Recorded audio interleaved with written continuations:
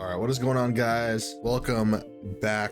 It has finally been announced. We finally know that Modern Warfare 4, well, I say no, we've really known for fucking ages. We finally know about Modern Warfare 4. I have not really seen anything about the game. I saw the trailer without audio on Twitter while I was at work the day that it launched, and then my work week hasn't ended until, today's my first day off. So I gotta catch up. We are catching up today on everything that we have missed. As you can see here, there are some from the ward videos, which I didn't even know they fucking did anything like that, as well as the trailer, which I will rewatch. This isn't gonna be like a proper kind of like reaction breakdown necessarily. I'm kind of just gonna cut in at certain points and provide my thoughts and opinions on things, but we are gonna go through Twitter as well, see what else there is to catch up on, and as well as kind of just lay out where my head's at with this game and Call of Duty going forward into this new game. So with that being said, we will dive back into the trailer. Can we make a pit stop at the Komatsu? The new guy is low on rations. Who's that, a K-pop star? The new supreme leader of North Korea. No shit. I mean, that dude looks younger than I am. You guys heard that? So right here, as South Korea is getting turned to a fucking pack, I want to bring up something. So I can't remember if I talked about it or if I went over it in my Modern Warfare 4, it was Call of Duty 2026 wish list that I made. I know for a fact I've brought it up on the podcast I do with Dave, the Uninstalled podcast, but I feel like Call of Duty needs to get back to showing what war can be. Show us the worst sides of shit and show shit going bad. Show the heroes not winning, and I get that they have to avoid doing certain things because fucking geopolitics, and if they show all of a sudden Russia, like they can't show Ukraine getting nuked by Russia. Like as much as I would like real world scenarios, if they did that, there'd be people that are higher up in the world than them that would be a little bit upset about that, because we're kind of past the Modern Warfare 2, Modern Warfare 3 actually talking about real countries and real military groups, at least with what Activision seems willing to risk as far as any of that goes. But just as a general theme, I think I mentioned it in the wish list that I made. I really want to see if in this game the good guys lose. I think it would be, I can't even really think of a Call of Duty game that comes to mind that ended on a loss. I guess technically you could say Modern Warfare 3, but like that was so half-baked and rushed. And how long even was that campaign? I think it was like 4 hours or some shit. For something like this, I just think that if you're gonna leave off, if they really want to continue Modern Warfare, which would be honestly kind of be surprising if they did. If anything, I imagine they're probably gonna try to wrap it up in this game and then move on to something else, because of all the complaints the community has, I don't think you can continue to have Black Ops and Modern Warfare getting dragged as one of them. But I would like to see a loss of some kind at the conclusion of this. You broke a lot of rules, Price. No more rules. This is probably the most substantial twist in the game, and it goes also back to what all of fucking Hollywood has been doing with their trailers for maybe the past like 15 years. They show the entire plot in the fucking trailer. I don't know if this necessarily needed to be in here. If there's going to be some kind of tension, or one of them is going to be forced or is going to decide to turn on the other at some point, I don't think this necessarily needed to even be in here, dude. I think this could have been left as a twist that could have been talked about, and people could have been like, oh wow, like I didn't expect that was a crazy way they could have, like, they decided to take the game, but instead they're just showing it to us. I don't really know how I feel about that. Also, I saw some people saying this is Valeria from fucking, what game was that, Modern Warfare 2? If this is Valeria, and assuming the only theater that is going to be in this game is Korea, how exactly does it make sense for, what was it, like a Mexican cartel warlord to be chilling with Price in Korea? I don't know how exactly they could explain that away in like a 6 to 7 hour campaign. Yeah, I don't know. Maybe it is, maybe it isn't. All I know is this bitch needs to eat a fucking sandwich, dude. Like, Jesus Christ. But yeah, there isn't really I'm not gonna overanalyze this trailer, to be honest. 47 million views. That's gotta be cap. That's gotta be cap. Oh, brother, I fucking hope not, dude. If it's just a fucking waste of time.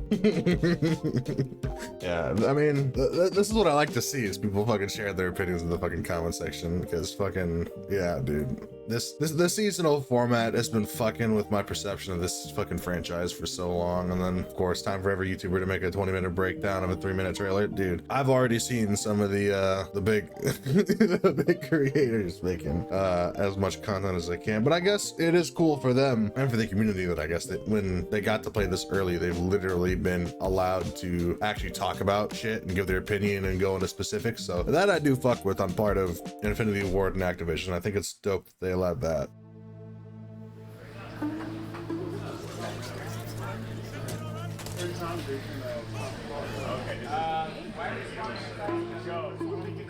First pause. So this, it's giving me heavy 2019 vibes for sure. I can't remember the score ever being that big. That almost maybe gives me some X-Defiant vibes a little bit. Overall, I think I fuck with it. Actually, yo, hold up. I'm screenshotting the fuck out of this. That way I can fucking make it bigger on the screen. On the monitor, it says kills. It doesn't say elims or eliminations. So are they finally separating? Oh yeah, assist is something else. Oh, finally. Oh, fuck, dude. I've been so over this fucking kill or assist counts as kill elimination thing. Eliminations are for fucking battle royale, dude. Keep battle royale shit out of the main game, dude. I don't even think, I've said this on the podcast, dude. I don't think these fucking games should be linked to each other at all. You should not have your battle royale directly linked to and sharing assets with the main game through the fucking COD HQ. I get, trust me, like I get the convenience of the like being able to just swap back and forth, but realistically, who the fuck is doing that? Unless their homie that only plays battle royale gets on and was like, yo, let's fucking play some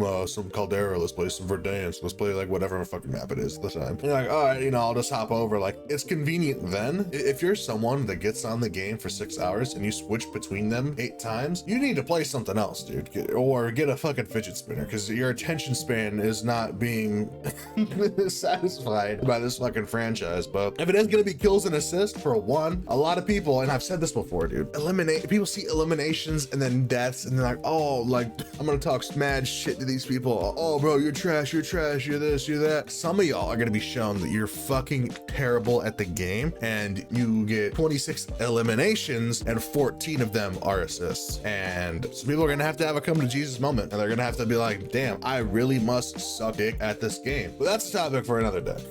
That's my little rant. Fucking 9 seconds in. One of the things that makes Modern Warfare 4 unique is it has multiple story threads. We get to experience different threads of the story through different characters and how they resolve the conflict that they come across. In South Korea, conscription is mandatory, which means all young people have to go into military service. We wanted to use that as a starting point for our character Park. He starts as a grunt who would rather be doing something else, and when war breaks out, he's forced to make a decision about how he's going to respond to that. I have some serious questions about how this campaign is going to play out, because they said that there are multiple threads of the story that are going to be taking place, and you're going to be able to get to experience the story through a bunch of different people. I really hope that they find a way to focus all of this on Korea, if that's going to be where the main conflict is, because if they spend the entire game, mission after mission, bouncing around from one place to another and constantly just stun locking players by, okay, you're in Korea in this massive fight, and then you're not going to see how it continues because now you got to do some fucking bullshit stealth mission with fucking Price or some shit that's going to take like 20 minutes. It's going to be a complete waste of time. They could have just fucking explained in a dialogue scene. I really hope that these threads aren't just a way that they have to tie together a convoluted story because they dug themselves a hole previously. I really hope that, you know, maybe to us it seems like they put themselves in a shit situation, but they had an idea of where they were going. And I hope that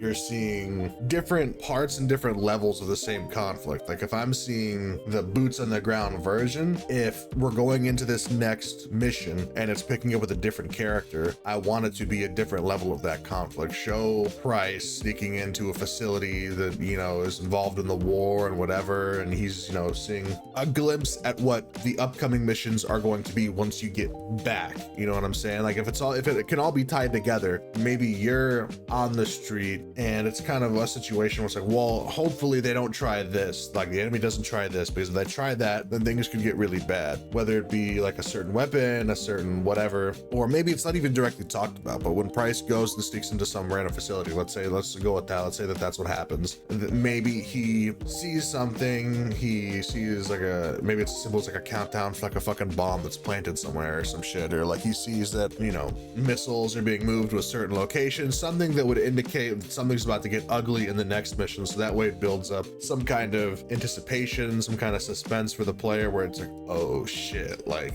this is gonna happen. I hope it's that, and it's not that we're gonna be bouncing all over the fucking goddamn world, going from storyline that doesn't connect to storyline that doesn't connect to storyline all the way until the end where they try to tell us that it all made sense in the first place. Like if it's the story of Price and Ghost sorting out their shit after fucking Soap got a bullet put through his fucking temple, and then also somewhere else in the world there is a conflict going on, and they're just telling all of those stories in one thing. I would hate that, to be honest. I don't think I'd like that. Yeah, when we first met Price in 2019, he taught us that a soldier draws the line wherever they need it. You know, we get dirty and the world stays clean, right? And I think people found that enticing at the time. That was a different way to look at what the good guy is, or what the good guy has to do to make the bad guy scared of the dark. Now, this is something that I went over in my wishlist video, and I'm kind of cutting these guys off and they might go over it again. Price kind of being the good bad guy, and in a sense being a darker hero. In this storyline, he's done a lot of shit. For me, the biggest thing is killing General Shepard, just straight up murdering him. He assassinated him, I guess you could say. One thing I went over in my wish list is, in order for this story to make sense, in order for this to be grounded, if it's going to be grounded, you aren't going to have some rogue soldier going around the world doing whatever he wants like Jason Bourne. That isn't necessarily what Call of Duty is. It's not a Jason Bourne game. That's more falling in line with like a Hitman kind of thing, or, you know, similarly maybe some elements of like Assassin's Creed where you're kind of just a guy going through an entire fucking kingdom doing whatever the fuck you want. I feel like if this is the final chapter of this new reboot of Modern Warfare, or if the final chapter is yet to come, Price has got to face some kind of repercussions. Whether he gets fucking bodied by fucking Ghost in that one scene, whether he gets fucking sentenced to prison time,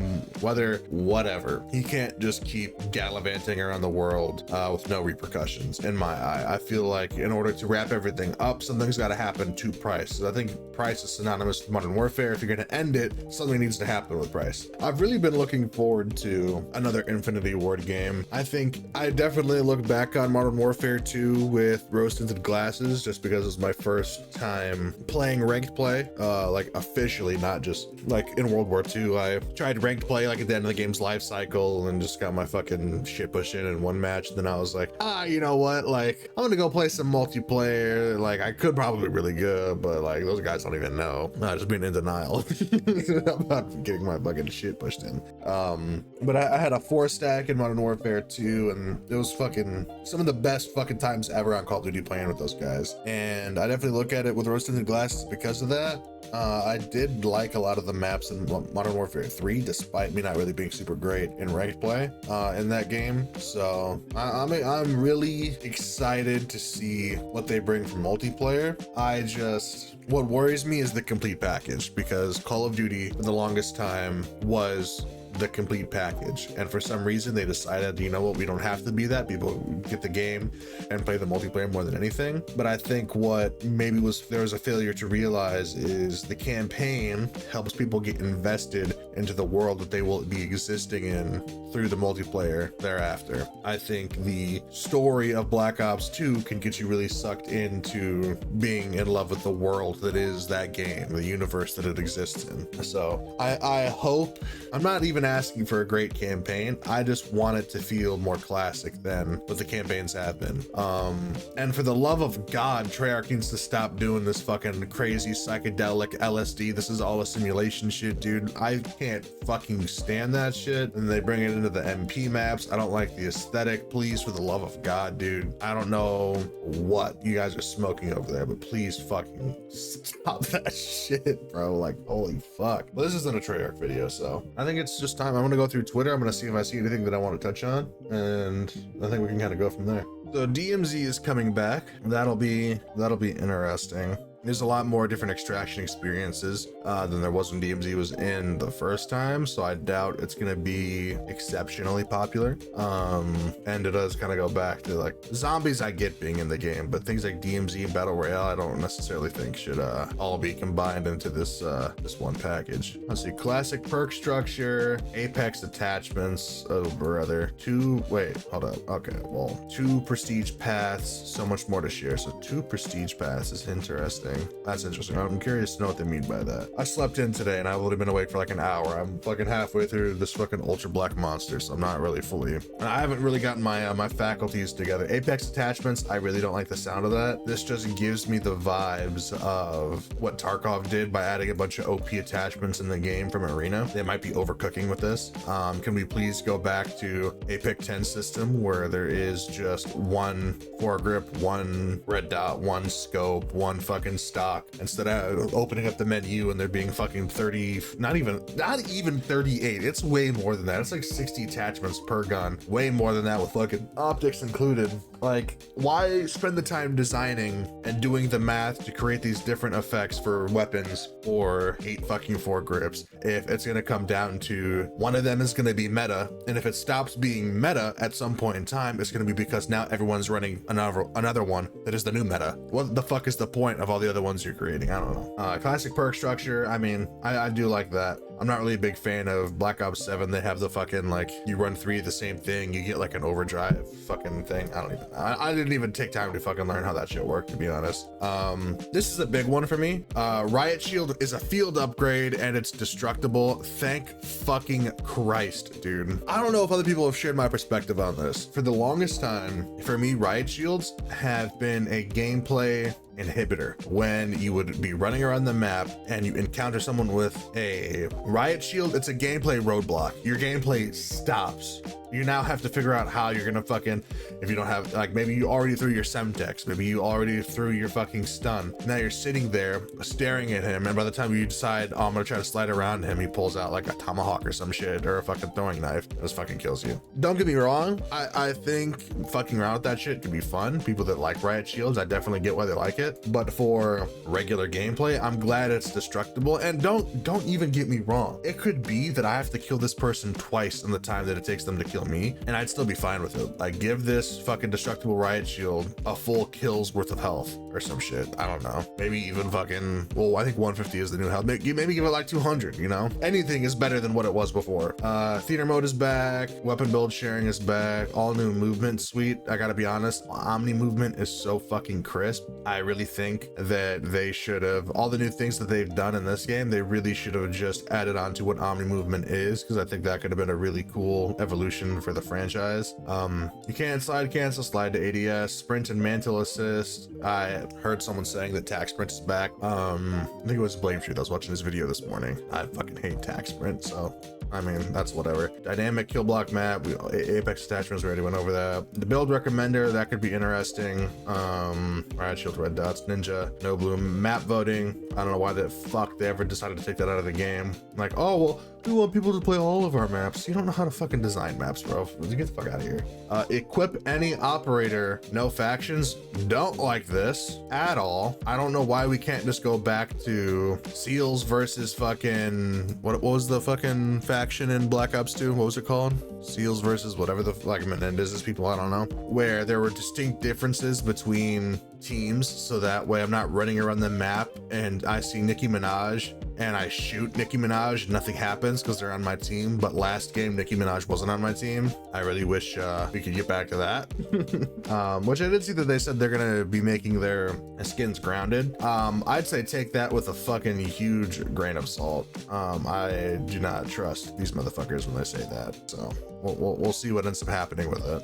No more last gen support, but it's gonna be on Switch. So, which does this blog post actually explain all this shit? And I just literally looked at all this and give my opinion, and I'm not reading all this. Okay, here we go. All right, so this is what I'm interested in. Progression also expands through Apex attachments. These are specialized unlocks earned by fully progressing a weapon, introducing unique modifications that can significantly change how that weapon behaves in combat. Depending on the attachment, they can alter handling, firing behavior, tactical utility, stealth capability, or combat role, giving fully leveled weapons new ways to perform beyond standard gunsmith customization. Alongside new weapons, equipment, kill streaks not available at launch, players can also enter prestige at max soldier rank to earn exclusive rewards and continue progressing through additional ranks. Prestige master confirmed. Hearing this explanation, it makes a little bit more sense to me. It's kind of like your prestige attachment unlock that you get for Black Ops 7. And I guess it brings in motivation for, like, go ahead and predict how this is going to play out. I'm sure we already know. There's going to be like some burst marksman like they've been trying to do, that when you max prestige it, you unlock a new attachment that converts it to be basically an assault rifle, and then for some reason that's going to be meta, and it's just going to incentivize people to upgrade all their weapons, prestige them out, so that way they can unlock all this, you know, extra stuff. And then this. So Modern Warfare 4 introduces a greater player choice through 2 prestige paths: classic prestige and regular prestige.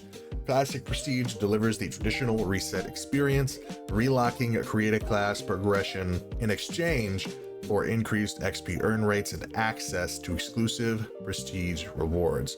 For players who prefer to maintain their unlocked loadouts, regular prestige allows progression to restart from level 1 without resetting created class content, offering a more flexible path forward while still rewarding continued expression with its own set of prestige rewards and progression milestones. If I'm understanding this right, there's basically hardcore and like softcore prestige. Hardcore, I think you get better rewards because they specifically mention increased XP earn rates, and they don't for this one. So I think if you want the traditional, which is more difficult, you can get better rewards. If you don't, and you just want to have a higher rank while keeping all your unlocks, and then you can play, they'll put the guardrails up in the bowling alley for you, they'll get your training wheels out, and they'll roll out a fucking binky in a bottle for you, basically. That makes sense to me, I guess. I'd rather everyone be tied into the same experience. I don't really like... Call of Duty started going down the wrong path when they started catering to specific portions of their audience instead of just building a game that everyone can, like, fit a certain pocket in. So I don't know how I feel about them continuing to do these things to cater for more casual audiences. Like, I think people are perfectly fine staying at fucking level 55 prestige 0, or maybe they prestige once and stay at level 55. I think that's perfectly fine for some people. I don't know why it's necessary to make them a fucking baby version of prestige, but you know, as far as we know, they've had the most time to work on this game as any Call of Duty ever, so maybe they had the time to do it and it's not gonna take away from anything else. But I could give a fuck about Warzone. Okay, and then just another note on top of all of this, I saw that they're working on fixing the update requires restart thing, which fucking, who knows how that's gonna fucking go. I think that is pretty much going to be everything that I'm going to go over. I don't know if there's anything announcing the game, 66 maps, stay tuned on the YouTube channel. Oh, this, yeah. I've been really trying not to pay attention to this so I can look back at it. So, okay, a couple things. Layout wise, color scheme wise, gives me heavy classic Modern Warfare vibes. I really fuck with it. This fucking Netflix, fucking Amazon Prime, Hulu shit that they have right here. Fuck this shit, dude. Fuck all of this. I hate this fucking Hulu menu bullshit. I miss the days when you were just scrolling through and there was a button you pressed, say this is create a class, you press this, and then boom, you're in create a class, instead of having to see all these fucking extra options for you to fucking, oh, if you hit this button, then you can pull up this menu, and then whatever. I don't like that. That's just a personal thing. But the actual create a class window, fire. I really fuck with it, which they're really giving something away to us here. We got a fucking M4 We got a fucking Beretta and then a fucking knife. Elcan fucking confirmed in the game. Oh my God. SMG's confirmed. It is a cool look at how high the levels go. So that like the M4 will have 66 levels, which I'm sure that's subject to change. Probably attack helicopter, a fucking another drone thing, or then something else. Yeah, if that's how the experience of the game UI is gonna be, then I'm really fucking here for it. I could get into talk about some people's experiences playing the game. I think I'm gonna hold off on that until the beta or whatever comes out, just so I can experience it myself, and then we can get into like opinions about how the game feels then, just because I don't want to sit here and talk about other people's opinions. I haven't played the game, so if you want to watch people who have played the game and see what they think, I'll just let you do that and you can hear it from the horse's mouth. But overall, I'd say I'm coming away pretty excited about the direction things are heading in. I'm definitely gonna pre-order the game, but that's just I'm a fucking dick writer and a fanboy. But with all that being said, please let me know down in the comment section, are you excited for Modern Warfare 4? Are there things that you're happy about that you see that are coming to the game? Are there things that you're not happy about with the game so far? Let me know down in the comment section below. But with all that being said, I will catch you guys later.